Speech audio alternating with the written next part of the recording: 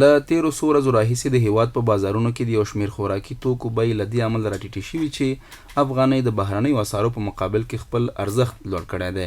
د جلال آباد ښار یو شمېر اوسیدونکي وایي خوښ دي چې د وړو غوړیو او یو شمېر نورو جنسونو په بیو کې ټیټوالی راغلی، خو په خبره یې لا هم ډیری خوراکي او غیر خوراکي توکي په خپل پخواني نرخ پاتې دي چې باید څارنه یې وشي.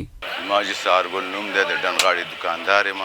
په مطابق د پخواني نه نن ډېر ریټ راغورځېدلی. موږ پرون بله ورځ په 920 روپۍ بشکې خرڅولې د غوړیو، نن یې په 900 روپۍ خرڅول. وجه چېرته د ډالرو راغورځېدو ده. په ټولو خوراکي توکو کې د ملاحظې وړ تغییر راغلی دی او باوري په دې یم که د دې نه نور هم افغانۍ خپل ارزښت پورته وړي، نو ورځ تر بلې به زیری ورکوم خپلو هیوادوالو ته چې په خوراکي او غیر خوراکي توکو کې په ټولو کې مثبت بدلون راځي.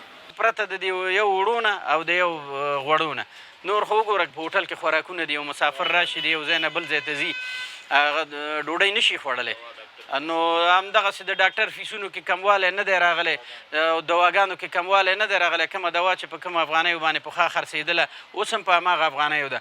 د جلال آباد ښاروالۍ مسؤلین بیا وایي دوی وخت پر وخت د نرخونو کنټرول کوي او که په نړیوال بازار کې هر توکی ارزانه کیږي نو تاثیر یې د هیواد په بازارونو هم شته او دوی په دغه برخه کې د خپلو کړو فعالیتونو خبره کوي. دا چې په دې وروستیو کې ډالر تقریبا د پخوا پرتله باندې تغییر کړی دی، خو هماغه د لومړنیو خوراکي توکو همداشان د تیلو او ګازو په بیه کې په نړیوال بازار کې لا تر اوسه پورې تغییر نه دی راغلی.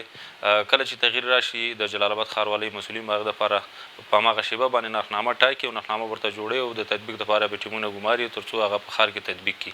باید یاده شي چې له تیرو څو کلونو راهیسې دا لومړی ځل دی چې افغانۍ د بهرنیو اسعارو په مقابل کې په بېساري توګه با ارزښته کیږي.